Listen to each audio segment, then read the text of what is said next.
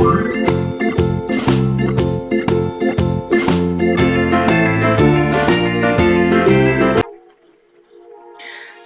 semuanya, pada kesempatan kali ini kita akan membahas mengenai siklus produk atau produk life cycle. Nah, sebelum kami menyimak video ini, jangan lupa untuk like, komen, share, dan klik tombol subscribe serta klik tombol loncengnya. Nah, di sini akan saya bahas adalah pengertian dari siklus hidup produk ya. Siklus hidup produk atau produk life cycle atau PLC memberikan perjalanan penjualan dari suatu produk dalam masa hidupnya. Jadi siklus hidup produk merupakan suatu konsep penting yang memberikan pemahaman tentang dinamika kompetitif suatu produk. Nah, suatu produk dikatakan memiliki siklus hidup didasari oleh kenyataan bahwa produk memiliki umur yang terbatas. Jadi produk itu memiliki umur ya, jadi tidak hanya manusia saja. Kemudian penjual produk melalui berbagai tahap yang berbeda, masing-masing memberikan tantangan, peluang, dan masalah yang berbeda bagi penjual. Kemudian laba naik dan turun pada berbagai tahap siklus hidup. Jadi ketika kita membuat sebuah produk, pasti labanya akan mengalami peningkatan maupun penurunan. Nah, produk memerlukan strategi pemasaran, keuangan, manufaktur, pembelian, dan sumber daya manusia yang berbeda dalam tiap tahap siklus hidup produk. Jadi dalam siklus hidup produk itu selalu berkaitan dengan strategi pemasaran ya. Jadi apa strategi yang kita gunakan sehingga produk itu akan bertahan lama atau tidak. Begitu juga dengan faktor keuangan, karena ini juga akan berpengaruh terhadap bagaimana kita mempromosikan atau mungkin juga kita melakukan produksi dan juga pengembangan produk ya. Jadi keuangan ini akan berhubungan dengan siklus hidup produk tersebut. Nah, kemudian juga ada manufaktur, pembelian, dan juga SDM ya, sumber daya manusia yang terkait dengan produksi ya. Atau mungkin pelanggan kita, pembeli kita ya. Jadi kalau SDM dari produksi itu biasanya adalah orang-orang yang memiliki kemampuan dalam mengembangkan produk ya. Itu atau mungkin orang-orang yang bisa mempertahankan kualitas dari produk kita sehingga produk tersebut akan bertahan atau akan mengalami penurunan. Begitu juga dengan pembeli. Nah, pembeli ini juga akan berhubungan dengan selera mereka. Apakah selera mereka akan berubah atau tidak? Ketika ada perubahan selera, tentu produk tersebut akan mengalami penurunan ketika kita tidak bisa mengembangkan produk tersebut dengan baik. Nah, kemudian di sini siklus hidup terdiri dari 5 tahap ya. Yang pertama adalah tahap penemuan dan pengembangan produksi. Kemudian adalah tahap perkenalan atau introduction. Kemudian ada tahap pertumbuhan atau grow, kemudian ada tahap kedewasaan atau maturity, kemudian ada tahap penurunan atau decline.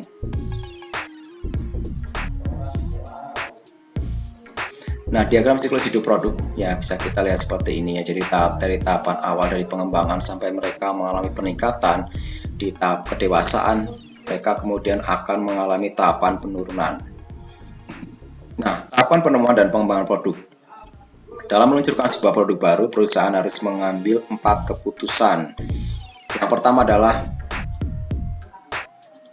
timingnya, kemudian strategi geografis, kemudian prospek pasar sasaran, kemudian strategi pemasaran. Ya, jadi waktu yang tepat ketika kita meluncurkan produk ya, atau kita mengembangkan produk itu juga harus tepat.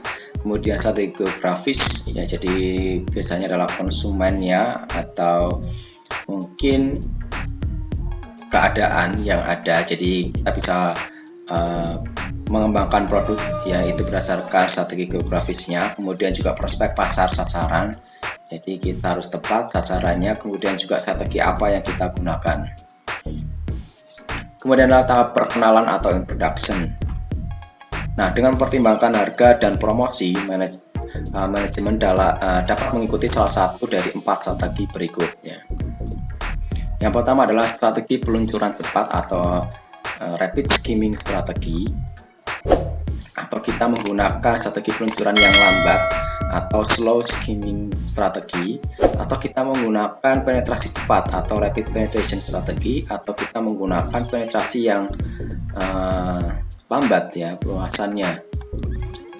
Nah, kemudian ada tahapan pertumbuhan atau growth. Nah, strategi yang dapat dilakukan di tahap pertumbuhan ini yang pertama adalah menyempurnakan mutu produk ya. Jadi produk kita harus mutu atau kualitasnya bagus. Kemudian berusaha masuk ke segmen yang baru, kita mencoba untuk masuk segmen yang baru. Mungkin kita tidak hanya kalangan menengah ke bawah, tapi juga menengah ke atas. Kemudian mencari saluran distribusi yang baru, jadi kita mencari saluran yang bisa meningkatkan atau memperluas dari produk yang kita jual. Kemudian mengalihkan pesan iklan dari pembentukan produk kita ya. Jadi untuk hal ini dilakukan untuk meyakinkan ya pembeli terhadap produk yang kita produksi. Kemudian dengan menurunkan harga ya untuk menarik pembeli, ini juga perlu. Jadi ketika kita ingin mengembangkan usaha kita bisa menurunkan harga kita. Jadi ini fungsinya adalah untuk menarik pembeli ya.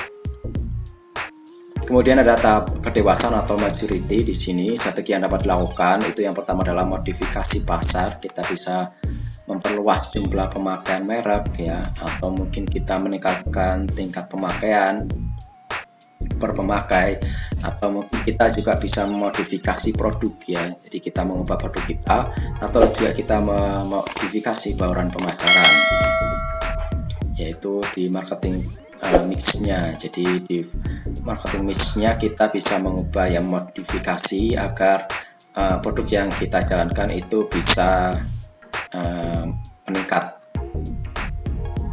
Nah, modifikasi pasar ya. Jadi volume sama dengan jumlah pemakaian merek kali tingkat pemakaian per pemakai ya. Jadi jumlah pemakaian merek dapat diperluas dengan cara yaitu mengubah orang bukan pemakai, kemudian memasuki segmen pasar baru, kemudian memenangkan pelanggan pesaing ya. Jadi ketika kita mau melakukan modifikasi pasar, kita harus mengubah orang bukan pemakai ya. Jadi kita juga harus bisa memasuki segmen atau posisi kita untuk menargetkan di pasar yang baru. Misalnya tidak hanya kalangan menengah ke atas, tapi juga menengah ke bawah.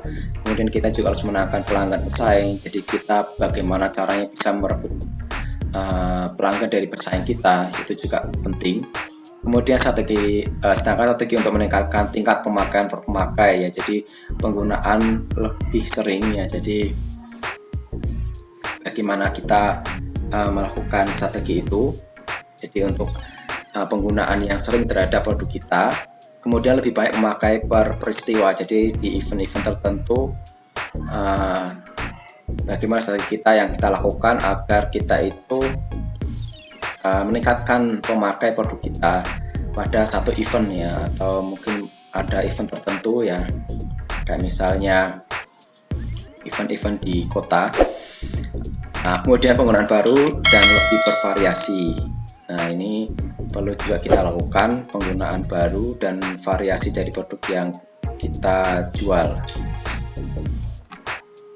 Kemudian dalam modifikasi produk ya, jadi kita bisa mengubah produk kita. Jadi peningkatan kualitas, misalnya kita bisa melakukan quality improvement, jadi kita mengubah kualitas produk kita.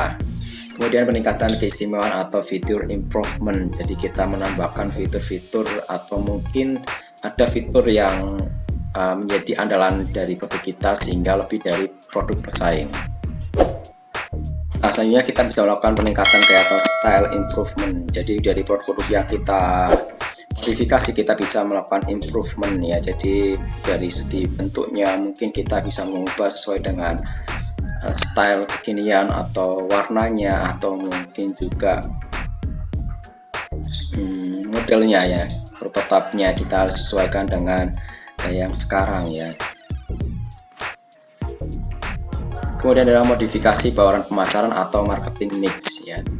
Nah, dari modifikasi bauran pemasaran itu kita bisa modifikasi misalnya harganya kita bisa turunkan atau kita memberikan diskon sehingga akan menarik orang lain untuk membeli produk kita.